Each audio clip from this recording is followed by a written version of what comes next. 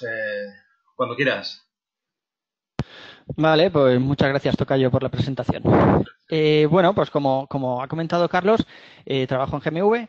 Hasta ahora estábamos muy enfocados sobre todo en la parte de seguridad de cajeros, entidades bancarias y demás, pero desde hace un par de años, desde principios del año pasado, bueno, pues hemos empezado a investigar un poco todo el tema del coche conectado, el coche que viene, que va a ser autónomo, tomando señales de las vías de otros coches y demás. Y bueno, nos hemos dado cuenta que hay un largo camino que recorrer hasta que todo eso se encuentre en unas condiciones de seguridad óptimas. Así que, bueno, os voy a contar un poquito de las cosas que hemos ido viendo durante estos meses trabajando en car hacking, algunas de las vulnerabilidades más típicas que empezamos a encontrar y, bueno, cómo podemos nosotros como propietarios intentar securizarnos de alguna forma, ¿vale? Bueno, pues antes los vehículos eran como estos que veis aquí. O sea, el Opel Kadett, mi padre tenía uno allá por los 80 y esa moto que veis ahí es como la mía. Yo tengo una moto aún del 90 que es igual que esa. Bueno, estos coches al principio era muy sencillo. O sea, simplemente con que hubiera chispa en la bujía y gasolina, el coche andaba. ¿Vale? No había más, no había ninguna electrónica que te ayudara, ni asistencias de frenadas, ni ABS, ni nada. O sea, simplemente necesitabas eso, chispa en la bujía que venía de la batería y demás, y gasolina que llegara a los carburadores y funcionaba. ¿Esto qué significa? Pues que teníamos a los mecánicos que nos arreglaban los coches de una forma muy sencilla, como este mecánico que veis aquí.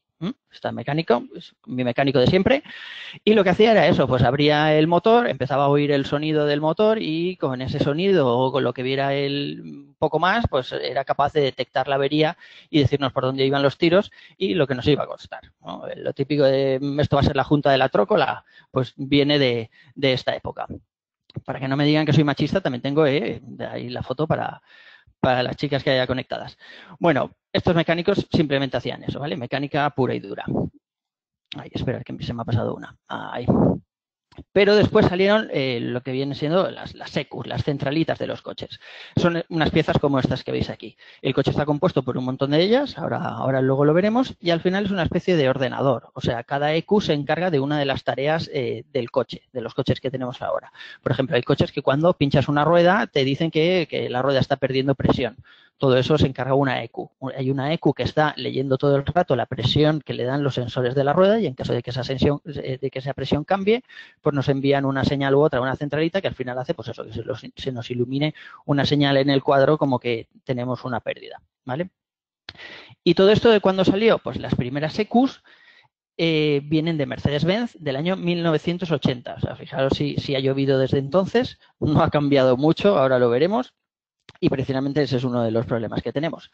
La primera EQ se montó en este coche, en un Mercedes 300, un Mercedes-Benz, en 1980 y servía básicamente pues, para decirle al mecánico por dónde podían venir las averías. ¿Vale? Bueno, recogía distintos datos de distintas partes del motor y al final decía pues si es que el coche se había quedado sin aceite en los últimos kilómetros o si es que fallaba la presión del turbo o, bueno, pues distintos tipos de información. Por supuesto, no decía nada de la presión de las ruedas ni nada de eso, pero bueno, nos daba por lo menos, nos indicaba por dónde podían ir los tiros. Y como comentábamos, pues eso, tenemos más de 80 centralitas en el coche. O sea, empezamos con muy poquitas centralitas, pero ahora, como podéis ver más o menos ahí en esa imagen, pues tenemos centralitas que se encargan de casi cualquier cosa.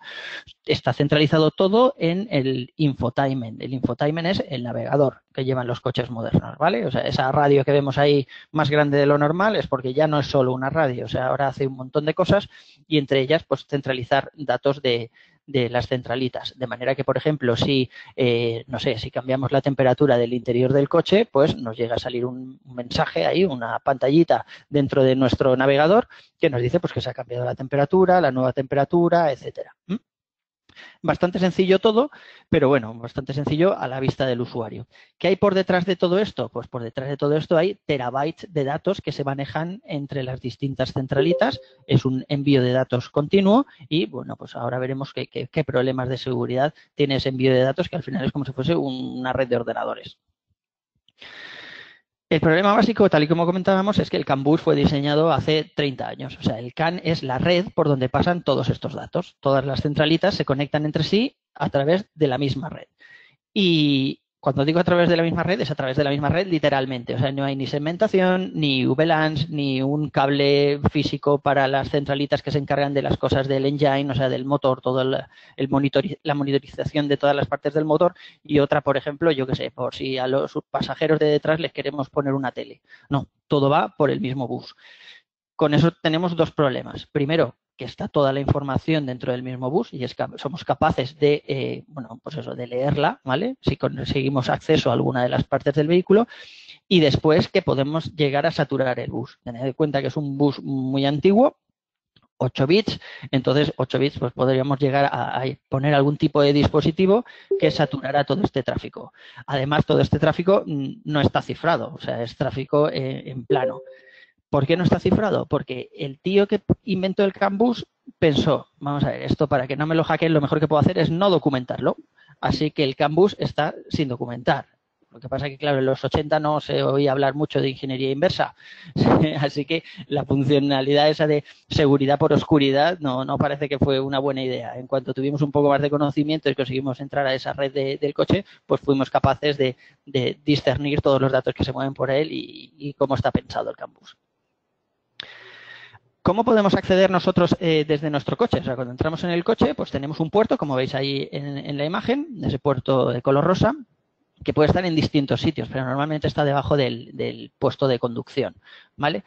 Es un puerto físico, es decir, hay que conectar un cable que además se vende, se puede comprar original o se puede comprar aftermarket en cualquier AliExpress o tienda similar, un cable muy baratito, y con eso nos permite conectarnos a un portátil por puerto de serie o por USB y empezar a leer datos. En principio en modo solo lectura, pero bueno, ya podemos acceder al CAN bus de alguna forma. Después, pues sí que tendremos aplicaciones de terceros que nos permiten modificar ciertos datos, desbloquear funcionalidades de nuestro coche, etcétera. Y como veis ahí en la parte derecha de la imagen, pues ya hay adaptadores para conectar al CAN bus y tener pues acceso Bluetooth o acceso Wi-Fi. ¿Qué significa esto? Pues significa que si pudiéramos entrar en un coche que no fuera nuestro y conectar un cacharrito de estos, seguramente el conductor ni siquiera se daría cuenta de que eso está conectado, porque el puerto CAN bus siempre está, o sea, el puerto este que se llama ODB siempre está bastante escondido, y podríamos tener acceso a algunas de las funciones del vehículo, tanto para monitorizar como para cambiar algunas cosas. ¿Y qué significa cuando digo que se pueden cambiar algunas cosas? Bueno, pues se pueden hacer bastantes cosas. Por ejemplo, podríamos llegar a desbloquear funcionalidades de nuestra centralita, de nuestras EQs. Las centralitas que nosotros tenemos en el coche son comunes en muchos modelos, de manera que se van bloqueando o desbloqueando funcionalidades según los SEAT. Por ejemplo, SEAT, Audi y Volkswagen comparten las mismas funcionalidades que tiene como yo que sé, por ejemplo, que cuando encienda las luces, que nos da datagrama de toda la información que pasa por el CAN bus. Distintas secciones y distintos identificadores bits de control que nos van a permitir pues enviar toda la información que vamos a enviar a través del CAN bus, identificar de qué dispositivo viene, darle una prioridad u otra, etcétera. Y nos lleva a cómo se robaban los coches antiguamente. No sé si habéis visto esta película, que es todos. Bueno, pues lo que hacía aquí Nicolas Cage y Angelina Jolie era intentar saltarse las limitaciones que tenía el coche de una forma u otra. La siguiente diapositiva, tenemos a Angelina Jolie tirándonos un beso, por el amor de Dios. Cuando, lo que veis ahí en la imagen, desconecta el inmovilizador del vehículo y el vehículo arranca, ¿vale? Simplemente le está diciendo a la centralita toda la información que necesita, maneja el inmovilización, que le llegue de la llave. No de la llave en sí, sino del clausor donde metemos la llave para accionar el motor, ¿vale? Si la llave se entra bien en el clausor, quiero decir, si la llave es correcta, en cuanto conseguimos girar marcha esta información, que le llegue a la EQ y consigamos arrancar el coche. Y ya un poco más entrados en tiempos más modernos, ahora que nuestros coches son, pues eso, tenemos ciertos avances, como por ejemplo la Smart Key. La Smart Key es, como veis aquí, las llaves que llevamos en el bolsillo y que te acercas al coche y ya no tienes que sacarla y darle al mando, ¿vale? O sea, los coches ahora empiezan a tener esta funcionalidad. Luego, sin sacar la llave del bolsillo, te sientas en el coche, le das al botón de Start y simplemente arranca y ya está. Ya no tienes que sacar la llave, meterla en ningún sitio, ni apretar botones, ni nada. Es una buena idea. O sea, mi mujer, por ejemplo, que siempre es rodeada de chiquillos, porque tenemos 4, ni más ni menos, pues le viene muy bien, porque hay veces que lleva la llave en el bolso, lleva a la niña en brazos, el otro está dando por el saco por allí alrededor, y claro, ponerse en ese momento a buscar dentro del bolso dónde estaba la llave o en qué bolsillo y demás, pues es un poco caótico, ¿vale? Bueno, pues simplemente ella se acerca al coche y en cuanto toca la manecilla, detecta que la llave está cerca y permite arrancar, o sea, permite abrir el coche. Una vez que estás dentro, detecta que la llave está dentro con varios puntos que tiene de información, Bluetooth, y bueno, pues eso, y simplemente aprietas al botón y el coche arranca, ¿vale? Muy sencillo, muy sencillo, pero esta llave pues tiene ciertas vulnerabilidades. Como veis aquí, hay un ataque que se llama el Relay Station Attack, que se hace con los dispositivos que veis en la parte inferior derecha de la pantalla. Esos dispositivos cuestan en Internet alrededor de $40, o sea, es muy barato. Y lo que se hace es, como veis en la imagen de arriba, es transmitir la señal de nuestra llave.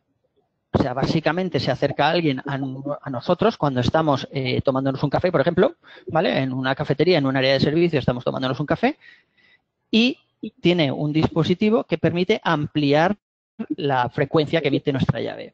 Al lado de nuestro coche hay otro malote que tiene un receptor de esa frecuencia. Entonces consiguen, digamos, amplificar la señal de nuestra llave desde el restaurante, desde el bar donde estemos, hasta al lado de nuestro coche. Nuestro coche detecta la señal de la llave y se abre como si lleváramos la llave. Y el malote se mete dentro, arranca y ya está. Es bastante sencillo de reproducir, pero bastante complicado de proteger. ¿Qué están haciendo los fabricantes ahora? Pues están intentando poner medidas para que eso no pase. Ahora lo veremos en la siguiente diapositiva. En la llave, la actual llave, los problemas que tiene es lo que veis aquí, que no tiene ningún tipo de autenticación, que el cifrado que tiene es muy débil y que además pues, es vulnerable a todos estos ataques que habría sido tan sencillo como meter un timestamp. O sea, evidentemente la señal no tarda lo mismo de llegar cuando estamos al lado del coche hasta el receptor que tiene nuestro coche a cuando estamos en la cafetería. O sea, desde que se emite esa señal de la llave hasta que llega a nuestro coche, en el caso de que nos estén haciendo este ataque, pues claro, pasa ya varios milisegundos. Simplemente metiendo un timestamp habríamos solucionado eso. Pero no fue el caso, porque volvimos a cometer el mismo error que hemos nombrado 100 millones de veces en todas las certificaciones de seguridad que queráis, que es que durante la fase de diseño no incluimos toda la seguridad que tiene que llevar al final nuestro desarrollo, nuestro dispositivo o lo que sea. Y llegamos a ataques como este. A ver si conseguimos que se vea, que es un vídeo de YouTube. Ahí está. ¿Vale? Esto es un vídeo real de un ataque, un robo en Inglaterra. ¿Vale? Como podéis ver, pues hay 2 malotes que se acercan a un Mercedes. Acaban de bajar de otro coche. Y si veis, el de abajo lleva como una especie de maletín, un dispositivo que está acercando a la puerta o a la ventana de la vivienda. ¿Vale? En cuanto consigue capturar la imagen, o sea, la frecuencia de la llave, pues el coche se abre. Ya veréis. Y claro, tú cuando llegas a tu casa, ¿dónde dejas la llave? Normalmente dejamos la llave, pues eso, cerca de la puerta o algo así.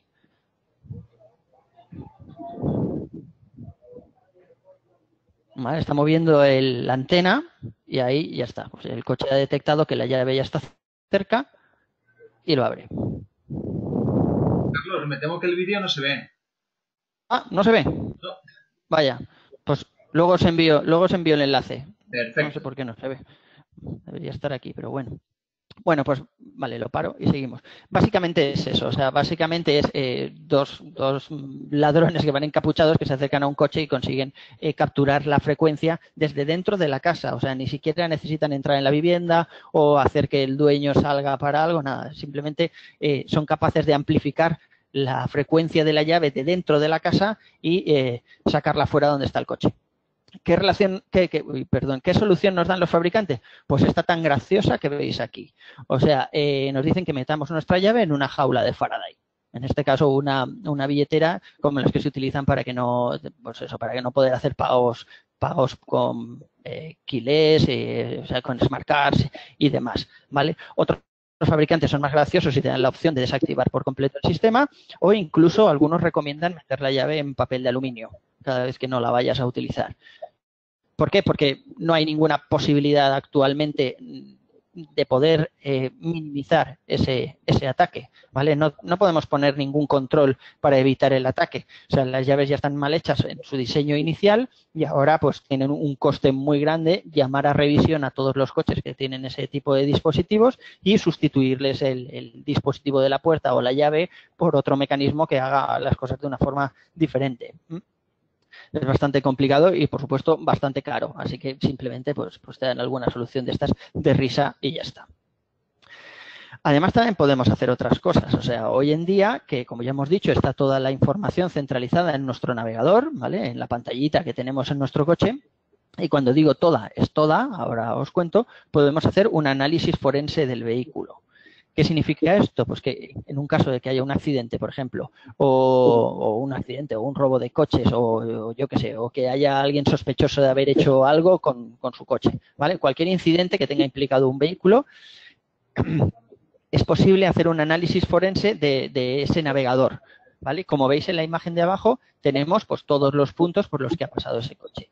Cuando nosotros nos metemos en nuestro navegador, no hace falta que pongamos el navegador para decirle, oye, que quiero ir a Carrefour de Paterna. El coche está recibiendo todo el banco de señales del GPS, de manera que todo eso queda almacenado en todas las posiciones que por donde ha pasado el coche quedan almacenadas en la memoria del navegador. Y no solo esto, sino todos los datos que van por la red CAN, por el CAN bus que hemos dicho antes. De manera que somos capaces de detectar, por ejemplo, si se abre la puerta del copiloto y sube a alguien porque el asiento detecta que un cambio de peso y pide que se le ponga el cinturón de seguridad, ¿vale? También somos capaces de detectar los acelerones o las frenadas de emergencia o más bruscas de lo habitual. Por supuesto, la velocidad a la que ha ido el vehículo, si se han encendido las luces. Todo eso somos capaces de recuperarlo de la memoria del navegador, porque todos esos datos están circulando por la red. Como no hay ningún tipo de segmentación ni filtrado ni nada, pues simplemente tenemos que hacer luego una labor de correlación de todos esos datos para llegar a tener una bitácora de todo lo que ha hecho el vehículo.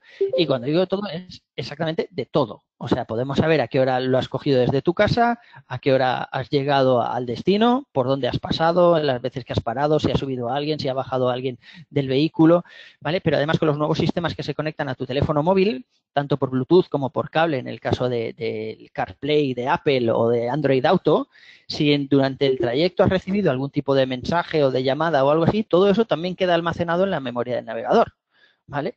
Y ahora hablaremos de las explicaciones que tiene esto, pero claro, es bastante útil en el caso de tener que hacer un análisis forense, en el caso, yo que sé, de que haya habido algún accidente o algún tipo de incidente relacionado con ese vehículo, pero claro, por otro lado es bastante preocupante. Y es bastante preocupante porque imaginaros, por ejemplo, los coches de alquiler. O sea, yo cojo coches de alquiler bastante a menudo y hay veces que cuando entras en el coche de alquiler te dice intentando conectar con el iPhone de José, intentando conectar con el teléfono de Pepito, intentando conectar con el teléfono de no sé qué. Y te tienes que esperar a que pasen todos los perfiles que han sincronizado su teléfono en algún momento ahí para poder utilizar en manos libres y no llevar el teléfono, hasta que al final pues puedes escuchar la radio, puedes conectar tu teléfono o lo que sea. ¿Qué significa esto? Significa que cuando nosotros conectamos nuestro teléfono móvil al coche, bien mediante Bluetooth o bien mediante el cable para utilizar, como veis ahí en la imagen, CarPlay de Apple, ¿vale? El navegador lo que hace es quedarse una copia de todos los datos de nuestro teléfono, de nuestra agenda, de nuestros mensajes, etcétera. No sé si os habéis dado cuenta alguna vez entrando en vuestro propio coche que cuando el teléfono se sincroniza por Bluetooth te pone agenda actualizada. O sea, no pone agenda copiada. Eso pasó la primera vez. Ahora él tiene una copia y si tú has cambiado tus contactos desde la última vez que subiste al coche, el coche es capaz de detectar ese cambio y sincroniza los contactos para que, bueno, pues eso, para que puedas hacer marcación por voz o puedas llamar directamente desde el navegador o cualquier otra funcionalidad que integre el coche, ¿vale? Pero, claro, tiene sus riesgos. O sea, esto no cumple GDPR, quiero decir, estamos almacenando todos los datos de los usuarios, de todos los usuarios que pasan por el vehículo. No hay ninguna forma de eliminar esos datos de ahí, ni siquiera desvinculando tu teléfono se eliminan, se quedan ahí almacenados por si en algún momento lo vuelves a vincular, ¿vale? Y, pues claro, o sea, son datos que pueden contener tanto llamadas personales como mensajes de texto, como emails que hayamos recibido y nos haya leído el navegador para no quitar la vista de la carretera, etcétera. Y todo esto, evidentemente, pues tendremos que solucionarlo en algún momento en el futuro, porque ya sabéis cómo va el tema de los coches. O sea, ¿quién ha recibido alguna actualización de firmware en su coche? Es bastante complicado de recibir, a no ser que tengamos un Tesla o algo así, que ya se actualiza en vía OTA, es un poco complicado que nuestro concesionario, nuestro fabricante del coche, nos llame al concesionario para actualizarnos el firmware de la radio porque ha salido una nueva versión. Ni siquiera los mapas normalmente tienes que pagar una licencia o un fee para poder actualizar los mapas cada vez que llevas el coche a revisión, etcétera. Entonces van a pasar muchos años hasta que consigamos tener un sistema de navegación que sea GDPR compliant. Ya veremos cómo se desarrolla la cosa. Para que os hagáis una idea, cuando un fabricante desarrolla un nuevo, no sé, cualquier cosa para un coche, por ejemplo, los discos de freno cerámicos, ¿vale? Que lleva el Audi, el R8, pues esos discos de freno cerámicos llevan 5 años en laboratorios. Se diseñaron en un primer momento, se hicieron pruebas de laboratorio, pruebas de fatiga sin salir del laboratorio, los pusieron allí en un rodillo para que el disco fuera frenando durante chorropotoscientos mil kilómetros, a ver a ver si al final conseguían romper el disco o dañarlo de alguna forma. Después seguramente han ido al Mundial de Rallys, han ido a Fórmula 1. Total, que desde que a alguien se le ocurre en Audi fabricar esos nuevos discos de freno cerámicos hasta que llegan a un coche en un concesionario que nosotros podemos comprar, pasan 5 años. Eso es lo mismo para todos los componentes. Cualquier componente que veáis ahora en el coche, yo qué sé, es que el tapizado ahora que lo tengo, no sé, bueno, pues todo ese tapizado ha pasado por un montón de pruebas que han hecho los compañeros de Faurecia aquí mismo en Paterna, ¿vale? Para que no se decoloree del sol, para que si te cae una mancha de algo, luego lo puedas limpiar y vuelva a quedar como el primer día, para que después de no sé cuántas horas al volante el asiento no coja la forma y no pierda el color. Todo eso, todas esas pruebas se hacen durante un montón de tiempo hasta que al final llega pues al mercado. Pero claro, eso no lo podemos hacer con la tecnología. O sea, imaginaros, hace 5 años estábamos hablando de redes wifi protegidas por web. Entonces, la tecnología tiene que evolucionar bastante más rápido de lo que están evolucionando, de lo que están sacando nuevas funcionalidades los fabricantes de coches. Y ahí tenemos el problema. O sea, los fabricantes de coches hasta ahora no se habían visto en esta necesidad. No tenían que pensar que cuando nos vayamos a conectar, cuando nuestro coche se vaya a conectar a las nuevas redes 5G para saber cuál es la ruta óptima y llevarnos en modo autónomo, pues tienen que poner una capa de protección que hasta ahora no estaban poniendo, porque no es su negocio.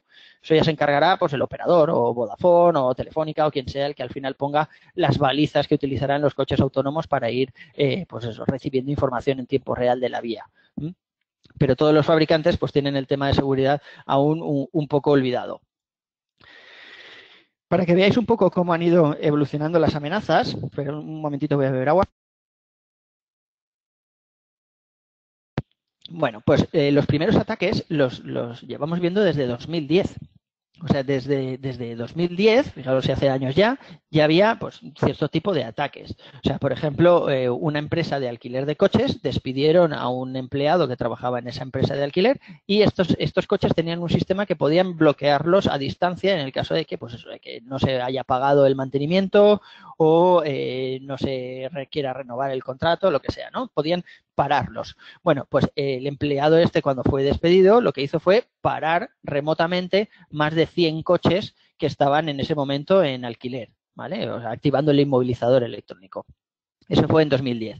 En 2012 salió ya uno de los primeros ataques para las llaves, las keyless, las smart key, estas que hablábamos antes, que las llevas en el bolsillo, te acercas al coche y se abren y demás, de BMW.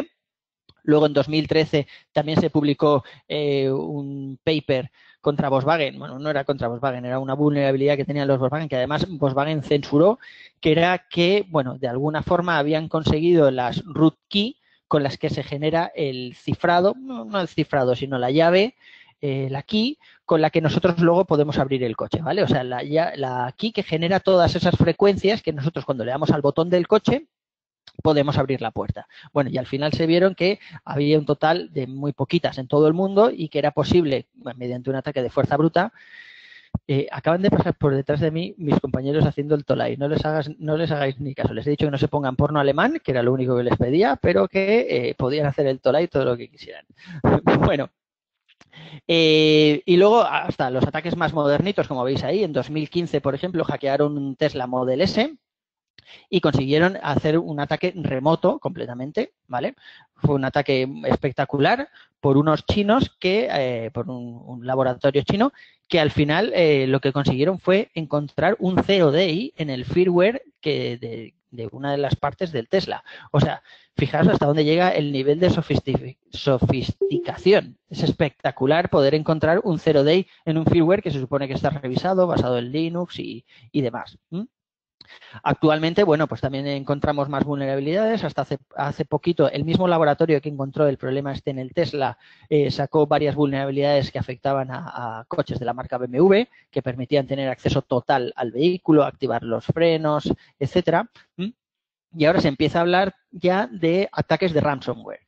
¿Qué significa ataques de ransomware? Luego lo veremos, pero básicamente es, pues, tener nuestro coche inmovilizado o secuestrado, ya no cifrado como el ransomware típico que hablamos en los ordenadores, que te cifra y te pide un rescate, pero sí te pide una especie de rescate a cambio de poder arrancar el vehículo, ¿vale? ¿Y cómo han evolucionado todos estos ataques? Pues bueno, como comentábamos antes con la película de Angelina Jolie, antes los ataques eran locales. Alguien tenía que tener acceso físico a nuestro vehículo y conectar algo al CAN bus, bien haciéndose pasar por un mecánico o bien conectando, como hemos visto antes, algún dispositivo que le permitiera acceso remoto al puerto DB, etcétera, ¿vale? Pero eran ataques bastante locales. Actualmente ya empezamos a ver los ataques remotos, porque con nuestros coches ahora ya tienen más conectividad, tenemos conectividad Wi-Fi, Bluetooth, GSM, nos conectamos a redes GPS, etcétera. Entonces ya tenemos ahí un vector de ataque importante. Y bueno, ¿y en el futuro qué vamos a ver? Pues en el futuro vamos a ver una cosa bastante divertida, que es cuando todos los coches empiecen a tener integración con las Smart Cities, empiecen a utilizar dispositivos del Internet of Things, el V2X, que es el Vehicle to Infraestructura o Vehicle to otros vehículos, ¿vale? Y la conducción autónoma, pues vamos a ver ahí un montón de intercambio de información, hasta 600 gigas por segundo. Dicen que va a intercambiar un coche autónomo con las distintas balizas de la vía y con otros coches que nos van a permitir, pues eso, o sea, una comodidad muy buena. El coche nos va a llevar de un punto a otro, va a evitar accidentes, va a ser capaz de conectarse con otros coches de la vía, pero claro, todo eso va a ser un montón de tráfico que vamos a tener en distintas redes que vamos a tener que segurizar de alguna forma. ¿Y a dónde nos va a llevar eso? Bueno, pues otra película, haciendo referencia a la última de Fast and the Furious, que es la 8, que sale la malísima, que es Charlize Theron. No sé si habéis visto esta película, pero en esta película Charlize Theron utilizaba los coches autónomos como armas, ¿vale? O sea, lo que veis aquí son 3 screenshots de la película. Así que, bueno, básicamente lo que hacía Charlize Theron era conectarse a coches que tenían un sistema capaz de lanzarlos contra los malos, ¿vale? Actualmente esto, bueno, pues ni siquiera se puede, llevan distintos niveles de protección, entonces esto va a seguir siendo ciencia ficción, ¿vale? Pero imaginaos el día de mañana cuando se pueda utilizar un coche pues como un arma potencial. O sea, ya hemos visto ataques terroristas que utilizaban vehículos tripulados, o sea, vehículos con gente dentro. Imaginaos eso sin tener que llevar gente, ¿vale? O sea, es un paradigma bastante preocupante el que tenemos por delante. Y volviendo al tema del ransomware, se basan en eso. O sea, en lugar del WannaCry, le han llamado WannaDrive y al final lo que hace es inmovilizar tu coche de alguna forma, ya no cifrando, pero sí, pues eso, interrumpiendo la señal que le llega a las centralitas que manejan el módulo del motor, por ejemplo, del engine, y tú, para poder desbloquear tu coche, tienes que pagar una suma de dinero, ¿vale? En bitcoins. Que el bitcoin está muy de moda. Yo también voy por ahí dando charlas de bitcoin. Si queréis, en algún otro momento hablamos sobre blockchain y bitcoin. Bueno, pero ¿qué pasa con esto? Pues que puede llegar a preocupar porque puede llegar a ser real. Actualmente no tenemos en las centralitas nada que esté haciendo un filtrado del software que se instala en una centralita, en una EQ, ¿vale? Al final la EQ es, pues eso, un pequeño ordenador, tiene un procesador, una ARM o el procesador que sea, una memoria RAM y se ejecutan ciertas aplicaciones en un sistema operativo. Hay sistemas operativos propietarios y hay otros como por ejemplo Tesla, que ha liberado esta semana el código fuente del sistema operativo que maneja ciertas partes del vehículo que está basado en Linux. ¿Qué significa esto? Bueno, pues que se puede llegar a tener acceso, como hicieron los chicos estos, los de KeenLab, que os comentaba antes, que encontraron un zero day, se puede llegar a tener acceso a ese código fuente y, por supuesto, auditarlo, pero, por supuesto, también preparar ataques que consigan vulnerar la seguridad del sistema operativo. ¿Qué podemos hacer para protegernos? Bueno, pues poco podemos hacer. Ya habéis visto antes que para la Smart Key nos recomendaban tener una pequeña jaula de Faraday o desconectar el modo de Smart Key, ¿vale? Para hacer una llave convencional de apretar el botoncito y entonces que se abra el coche, que no detecte que estamos cerca ni nada. Vamos a ver otras cosas que podamos hacer. La imagen de Goku es que si no pongo a Goku en alguna presentación ya sabéis que podéis decir que esa presentación no es mía y que me la he bajado de algún sitio. Bueno, pues primero tenemos que hacer una protección multicapa, es decir, tendríamos casi que empezar desde el principio a proteger el CAN bus, a diseñarlo desde el principio, desde cero, y segmentar distintas cosas, porque por lo visto hasta ahora no había sido así, pero claro, tenemos que diferenciar los ataques remotos de los ataques locales, de los ataques en tiempo real, que hay que analizar en tiempo real, y de los ataques pues de otro tipo de ataques que no tienen la prioridad que tiene un ataque en tiempo real. ¿Y para eso qué vamos a hacer? Pues para eso necesitamos algún dispositivo que sea capaz de aprender de todo lo que está pasando en el coche. ¿Vale? Si veis aquí, bueno, pues tenemos un montón de vectores de ataque distintos. O sea, tenemos en rojo los ataques remotos para las aplicaciones que nos dicen el estado en el que se encuentra nuestro vehículo, la batería de nuestro vehículo. Ahora, no sé si habéis visto los coches más modernos, puedes desde casa decir voy a bajar en 10 minutos al coche que se ponga la calefacción. Todo eso a través de la aplicación. ¿Vale? El coche tiene una pequeña SIM que está conectada a internet y tú puedes poner la calefacción de los asientos antes de bajar al coche, de manera que cuando bajas pues el coche ya está calentito. Igual en España no tiene mucho sentido, pero en otros países pues tiene su gracia, ¿no? O puedes hacer que el coche se desaparque solo, y hay algunos que se aparcan y se desaparcan solo si tienes un garaje privado. Si tienes un garaje comunitario todavía no lo permite la legislación, porque ¿qué pasa si tu coche se está desaparcando y le pisas el pie a un vecino? Pues claro, hasta ahora no se sabe de quién sería esa responsabilidad. Si del vecino por poner el pie debajo de tu coche, si de tu coche por moverse solo o tuya por haberle dado al botón de desapárcate y ven a buscarme. Como todo eso no está claro, pues de momento todas esas funcionalidades no las estamos viendo, ¿vale? Pero claro, son cosas que tendremos que tener en cuenta y, por supuesto, distintos vectores, distintas formas de atacar un vehículo que tendremos que ir protegiendo. A nosotros, desde GMV, se nos ha ocurrido esto que veis aquí, o sea, una especie de IDS, lo que llevamos 1000 años viendo ya en redes de informática, un IDS, un firewall, etcétera, pues eso, los coches no se tiene y hace falta.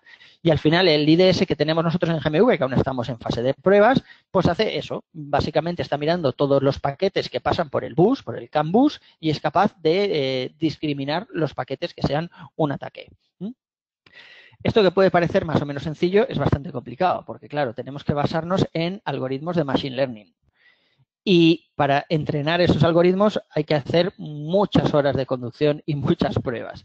Porque, a ver, por ejemplo, ¿cuántas frenadas de emergencia habéis dado últimamente? O sea, pues es posible que igual en el último año no hayamos dado ninguna frenada de estas así en mitad de la autovía yendo a 120 que tengamos que clavar los frenos para no chocarnos con el coche de delante. Alguna vez ha pasado, pero no muchas. Pero cuando pase dentro de un año o 2 meses o 3 días, nuestro coche tiene que ser capaz de detectar que eso es una acción legítima y no decir es imposible que si alguien va por la autovía a 120, velocidades legales, acordaros, safety first, pues si alguien va por la autovía a 120, clave los frenos de repente. Esto tiene que ser un ataque, voy a descartarlo. Porque si descarta esa acción de pisar el freno a tope, evidentemente vamos a chocar con el coche de delante. Y toda esta fase de aprendizaje pues es bastante costosa, pero bueno, estamos en ello. Además, tampoco hay ninguna normativa, ni legislación, ni buenas prácticas al respecto. Tenemos una nueva ISO, que es la 21434, que está en desarrollo y han dicho que igual con suerte para 2020 tenemos ya un borrador que sea más o menos revisable. De momento solo hay grupos de trabajo. Y luego tenemos el estándar que utiliza la industria, que se llama AUTOSAR, que AUTOSAR es una especie de marco, una especie de framework para el desarrollo de las aplicaciones que van a funcionar sobre esas EQs, ¿vale? Pero el problema de AUTOSAR es que salió ya hace unos años, en 2009, se ha ido evolucionando, pero seguimos sin hablar nada de seguridad. Y cuando digo nada, es nada de seguridad. Hay un pequeño apartado donde se habla que el coche podrá tener en algún momento un módulo HSM para manejar cifrado las keys que podamos utilizar para cifrar distinto tráfico, etcétera. Pero eso es lo único. O sea, no nos dice que tenemos que tener yo qué sé, un estudio del comportamiento del coche, de los paquetes que pasan por el bus, que tenemos que tener cerrados ciertos puertos para que no se vean accesibles, nada. Entonces, como veis, estamos bastante verdes en ese aspecto. Y ya para acabar, pues eso, planteo esta duda. ¿Está listo el mercado? Tened en cuenta que nosotros, como GMV, que ya tenemos ciertos productos, como habéis visto ahí, el IDPS, que estamos en desarrollo, también tenemos un sistema para proteger la llave, para pasar toda la seguridad que tiene ahora la llave, la Smart Key, al móvil. De manera que además de tener la llave, pues estamos introduciendo un componente de biometría. O sea, los móviles que llevan la huella, pues cuando tú te acercas al coche, en lugar de desbloquearse el coche directamente, pues tienes que poner tu huella para poder desbloquearlo, ¿no? Para que tu móvil emita la señal y el coche se abra. Pero claro, ahora los fabricantes de coche ni siquiera nos reciben, porque los fabricantes de coche, los OEM, llevan muchos años trabajando con empresas de confianza, con, por ejemplo, para la electrónica, con Bosch. Eso es lo que ellos llaman un Tier 1. Entonces, ese Tier 1 es el que es de confianza para ellos. ¿Qué significa? Que si no va el Tier 1 y les explica lo que es un IDPS y que por qué es necesario y que además van a incluirlo en la nueva versión de la siguiente centralita que les proveerán el año que viene, ellos no se van a preocupar demasiado, de hecho no lo están haciendo, en buscar una solución. Las empresas que están hablando ya de coches autónomos, que están haciendo pruebas, como General Motors, Waymo, que antes era, que es propiedad de Google, y Tesla, sí que buscan unas soluciones de seguridad para esos coches autónomos, pero solo hablando de coches autónomos. O sea, todo lo que no sea coches autónomos, el coche conectado que vamos a ver en breve, que ya tenemos las funciones esas de on-call y conectividad hacia redes, wifi y demás, todo eso va a quedar ahí un poco, no olvidado, pero sí sin actualizar. Y ya sabemos los problemas que hemos tenido históricamente con todos los dispositivos que se quedan sin actualizar, tanto servidores como routers, incluso impresoras que vamos dejando sin actualizar, que al final eso es un foco de infección que conseguimos meter virus o malware dentro de nuestra red. Y ya está, simplemente quería contaros eso.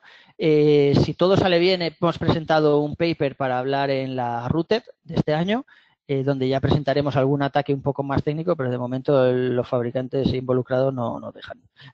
Así que esto es todo lo que podemos contar de momento y nada, espero que os haya gustado y si tenéis cualquier duda, ahora es el momento. Muchas gracias, Carlos. ¿Tenéis alguna pregunta para Carlos?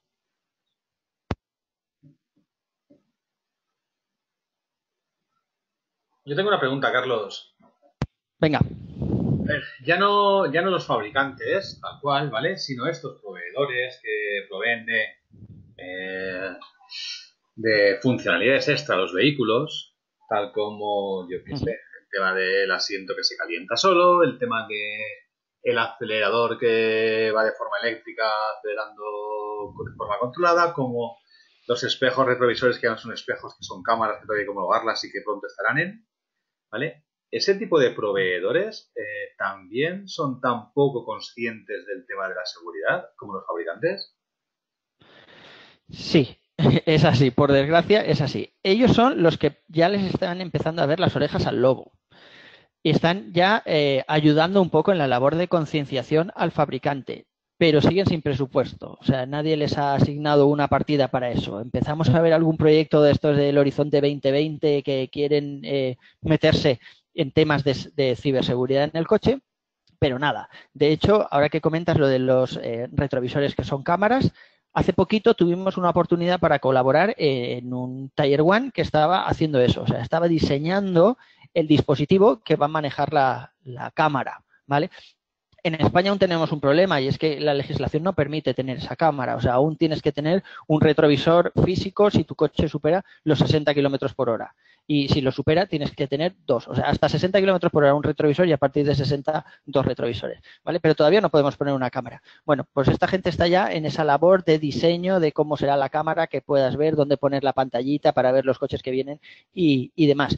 y precisamente nos decían eso, o sea, que esa pantalla, que además ya no se va a poder conectar al CAN bus, porque todas las imágenes que va a transmitir van a requerir un ancho de banda especial y ya empiezan a hablar de fibra óptica dentro del coche y velocidades de Ethernet y demás, que todo eso no tiene ninguna especificación, ninguna legislación que seguir con unas recomendaciones de seguridad. Entonces están empezando a pedir a empresas de seguridad, como a nosotros, qué recomendaciones deberían tener, deberían hacer para poder diseñar ese cacharro.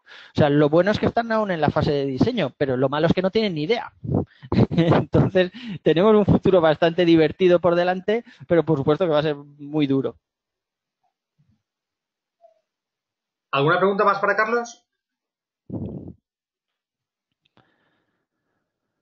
Pues nada, Carlos, pues muchísimas gracias. Como siempre, un placer contar contigo y nos alegramos que sigas siendo tan fiel supporter del chapter de Valencia de Isaca.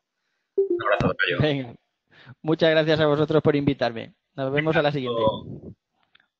Hasta luego.